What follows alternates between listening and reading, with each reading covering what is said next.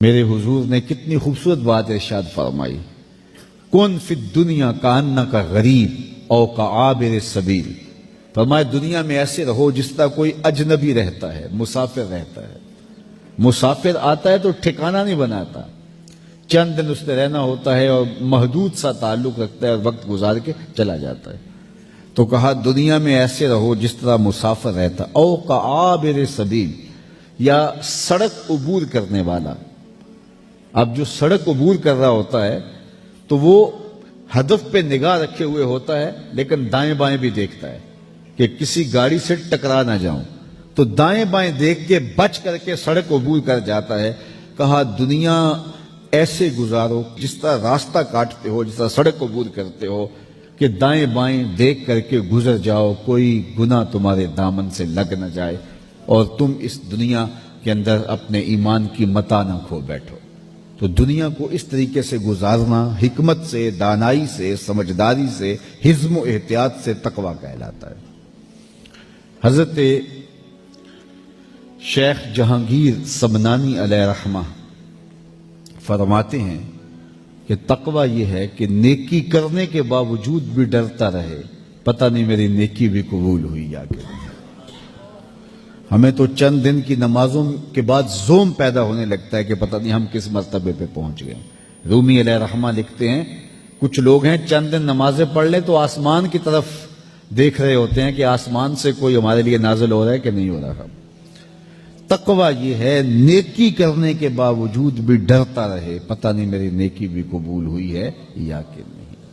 اللہ اکبر! کتنے لوگ ہیں کتنے مرتبوں پہ ہوتے ہیں لیکن ان کا انجام کتنا برا ہو جاتا ہے۔ اس لیے ہر وقت ڈرنا چاہیے کہ خاتمہ ٹھیک ہو جائے۔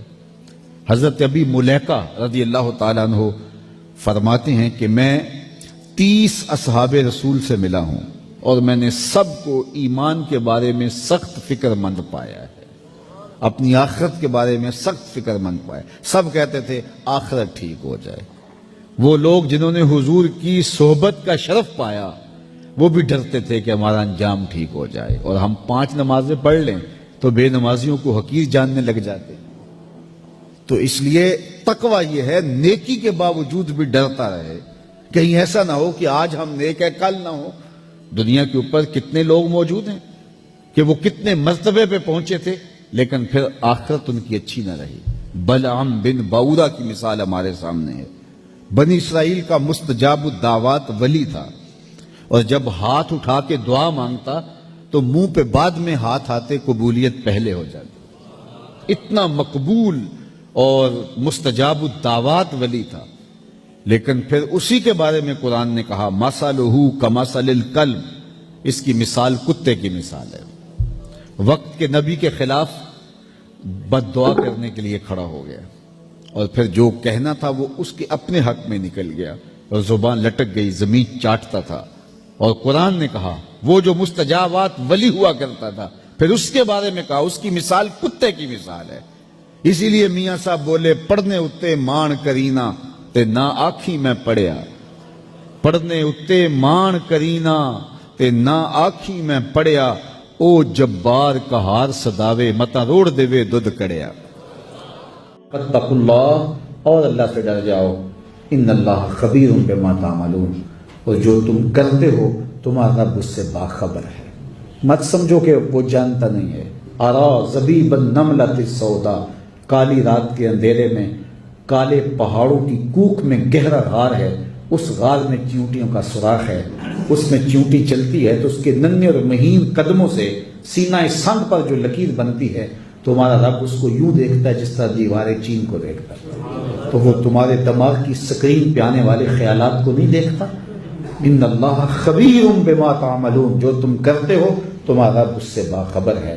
پھر آگے ارشاد فرمایا ولا تکونوا کالذین نسوا اللہ فانساہم انفسہم اولئک هم الفاسقون، ان لوگوں کی طرح نہ ہو جانا جنہوں نے رب کو بھلا دیا۔ کتنے لوگ ہیں جو غفلت کی زندگی گزار رہے ہیں، سویر سے شام، شام سے سویر، بس اغراض دنیا کے پیچھے بھاگیں۔ مقصد حیات کیا ہے؟ دنیا پہ آئے کس لیے تھے؟ ہمیں پیدا کسی نے کیوں کیا؟ اور ہماری زندگی کا وظیفہ کیا ہے؟ مقاصد حیات کیا ہیں؟ اس کی طرف توجہ ہی نہیں ہے، تو وہ بھول گئے اپنے مقصد حیات کو، میلہ دیکھنے آئے تھے تو گھر کا رستہ بھول گئے۔ تو کہا وَلَا تَكُونُوا كَالَّذِينَ نَسُوا اللَّهَ، ان لوگوں کی طرح نہ ہو جانا جنہوں نے اللہ کو بھلا دیا۔ تو پھر کیا ہوا، سزا کیا ملی؟ جنہوں نے اللہ کو بھلا دیا اللہ تعالیٰ نے ان کا رزق چھین لیا؟ نہیں، رزق تو بڑا فراہمہ دیا۔ اللہ نے ان کی زندگی کی سانسیں چھین لی؟ نہیں، زندگی کی ڈوری بھی لٹک رہی ہے۔ اللہ نے بینائی اچک لی؟ نظر بھی تیز ہے۔ اللہ نے ذہانت کھینچ لی؟ نہیں، ایسا بھی نہیں ہے، وہ بڑا ذہین ہے، بڑا فتین ہے، زمانے کو جو ہے وہ انگلیوں پہ نچانے کا فن جانتا ہے۔ کیا اس کی ٹانگیں کام کرنا چھوڑ گئیں؟ کہا ایسا بھی نہیں ہے۔ زبان کا طوطی بند ہو گیا؟ کہا ایسا بھی نہیں ہے۔ تو پھر سزا کیا ملی جنہوں نے اللہ کو بھلا دیا؟ تو کہا ان لوگوں کی طرح نہ ہو جانا جنہوں نے اللہ کو بھلا دیا۔ تو جب انہوں نے بھلا دیا تو اللہ نے سزا کیا دی؟ سنو سزا کتنی ڈاڈی ہے، لیکن باریک بھی بڑی ہے۔ فَأَنْسَاهُمْ أَنفُسَهُمْ، اللہ نے انہیں ان سے بے خبر کر دیا، وہ اپنے آپ سے بے خبر ہو گئے، انہیں پتہ ہی نہ رہا کہ ہماری زندگی کے مقاصد کیا تھے۔ یہ سزا اللہ نے دی، بڑی باریک سزا ہے۔ یہ سمجھے کہ اگر اللہ ناراض ہوتا تو ہمیں اتنی دولت کیوں دیتا، اللہ ناراض ہوتا تو ہم جیت کیوں جاتے، اللہ ناراض ہوتا تو سارے نیچے ہم اوپر ہیں، یہ کیوں ہوتا؟ وہ یہ سمجھتے رہے کہ یہ اللہ کی رضا کے سبب ہیں۔ انہوں نے ڈاکے سے، چوری سے، منشیات فروشی سے مکان بنایا اور پھر اس کے اوپر لکھ دیا ھذا من فضل ربی۔ نفس نے دھوکہ لے لیا کہ شاید یہ رب کا فضل ہے، حالانکہ وہ قہر تھا رب کا، وہ غضب تھا رب کا، لیکن یہ اس کو اللہ کا فضل سمجھتے رہے۔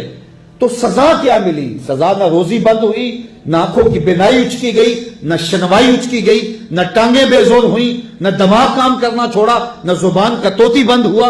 نقصان کیا ہوا؟ فَأَنْسَاهُمْ أَنفُسَهُمْ، کہ وہ اپنے آپ سے بے خبر ہو گئے، جو مقصد تھا اس سے بے خبر ہو گئے، اور جس کو اپنی بھی خبر نہ رہی اس کے پلے رہا کیا؟ اقبال نے کہا تھا نا، اپنے من میں ڈوب کر پاجا سراغ زندگی، میرا نہیں بنتا تو نہ بن، اپنا تو بن، اور جو اپنا بھی نہ رہا اس کے پلے رہا کیا؟ تو اللہ فرمائے یہ سزا دی ان کو، فَأَنْسَاهُمْ أَنفُسَهُمْ، انہیں ان سے بے خبر کر دیا۔ وہ سمجھتے رہے خیر ہے، خیر ہے، یہ بھی ہے، یہ بھی ہے، یہ بھی ہے۔ فَأَنْسَاهُمْ أَنفُسَهُمْ أُولَٰئِكَ هُمُ الْفَاسِقُونَ، کہا یہ لوگ فاسق ہیں، یہ لوگ اللہ کے حکموں کو توڑنے والے ہیں، یہ نافرمان لوگ ہیں جو اپنے آپ سے بے خبر ہیں، جنہیں پتہ ہی نہیں کہ مقاصد حیات کیا ہیں، تخلیق انسانیت کا مقصد کیا تھا، ہمارے پیدا کرنے کا راز کیا تھا، ہمیں کیوں اشرف المخلوقات بنایا گیا، ہمارے مقاصد حیات کیا ہیں، ہم دنیا پہ کائنات کے اوپر تمام بہائم چوپائے اور کتنے جانور بستے ہیں، ہمیں سردار کیوں بنایا گیا، جنہیں اغراض ذات سے ہی آگہی نہ ہو سکی۔ فَأَنْسَاهُمْ أَنفُسَهُمْ أُولَٰئِكَ هُمُ الْفَاسِقُونَ۔ آگے یہ زندگی بیت گئی، آگے نقشہ بیان کیا، اللہ اکبر، لا يستوی اصحاب النار واصحاب الجنہ۔ یہ دنیا تو بیت گئی، آج تو کوئی اوپر کوئی نیچے، لیکن کیا قیامت کے دن تو عملوں کے حساب سے ہی ہوگا نا۔ پھر کہا اب سن لو پھر فیصلہ کہ جنتی اور دوزخی برابر نہیں ہو سکتے۔ اصحاب الجنت هم الفائزون، جو اہل جنت ہیں وہی کامیاب اور بامراد ہیں۔